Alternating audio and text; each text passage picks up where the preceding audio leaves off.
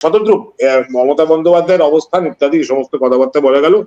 রাম মন্দির, তারপরে মমতা বন্দ্যোপাধ্যায় বলেন একলা চলো, কেউ একটা সরল রেখা টানলেও টানতে পারে, কেউ না টানলেও টানতে পারে, তাদের ব্যাপার।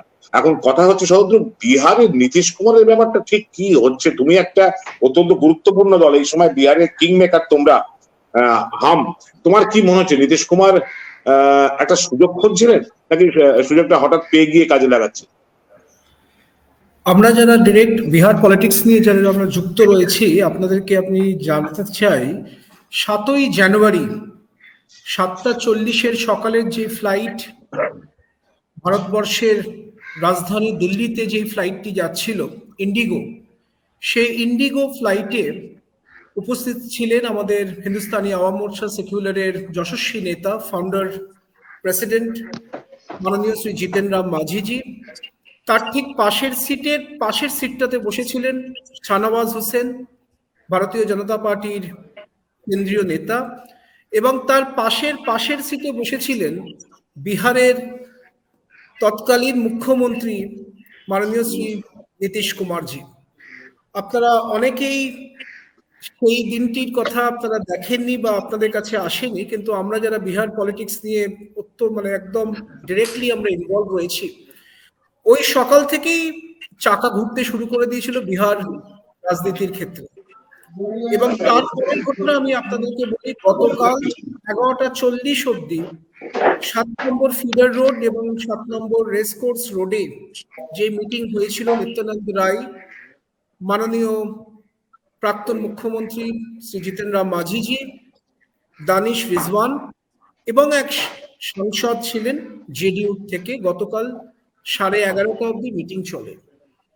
তার আগের দিন রাজ্যপালের সাথে মিটিং হয়েছে, এবং এই মুহূর্তে আমরা যেখানে আলোচনা করছি, এই মুহূর্তে রাজভবনে উপস্থিত রয়েছে হিন্দুস্তানি আওয়াম মোর্চার পক্ষ থেকে এক এমএলএ, জেডিইউর পক্ষ থেকে এক রাজ্যসভার সাংসদ, এবং ভারতীয় জনতা পার্টির পক্ষ থেকে এক কেন্দ্রীয় মন্ত্রী, এবং আগামীকাল এবং পরশুর মধ্যে সরকার বদল হতে চলেছে। এর প্রেক্ষাপটে দেবকবাবু যেই প্রশ্নটা আমাকে বললেন, it's a part and parcel of politics. এই মুহূর্তে আপনারা এটা অবগত আছেন যে মাননীয় শ্রী জিতেন রাম মাঝিজিকে আরজেডির পক্ষ থেকে এটাও বলা হয়েছে যে 1 বছরের জন্য আপনি মুখ্যমন্ত্রিত্ব লাভ করুন আপনাদের 4 বিধায়ককে নিয়ে, এবং আমরা ফুল সাপোর্ট দেব। কিন্তু আমাদের স্ট্যান্ড হিন্দুস্তানি আওয়াম মোর্চা সেকুলার, যেটা মাননীয় প্রধানমন্ত্রীর সাথে আমরা ডিসেম্বরে যে বৈঠক হয়, এবং অমিত শাহজি যেই কারণে আমরা মহাগঠবন্ধন সরকার থেকে আমরা বেরিয়ে এসেছিলাম, as a loyal partner to Bharatiya Janata Party, as a loyal partner to NDA government. কারণ যেদিনকে এনডিএ মিটিং হয়েছিল রাজধানীতে, সেদিনকে একনাথ শিন্ডে মহারাষ্ট্রের যিনি মুখ্যমন্ত্রী এবং আমাদের নেতা শ্রী জিতেন রাম মাঝিজিকে যেভাবে সম্মানিত করা হয়েছিল প্রধানমন্ত্রীর তরফ থেকে এবং অমিত শাহজি এবং জেপি নাড্ডাজির পক্ষ থেকে, আমরা সেদিনকেই ঘোষণা করেছিলাম, যাই আসুক না কেন, বিহারের যে প্রলোভনই আসুক না কেন, we will be loyal partners towards NDA government.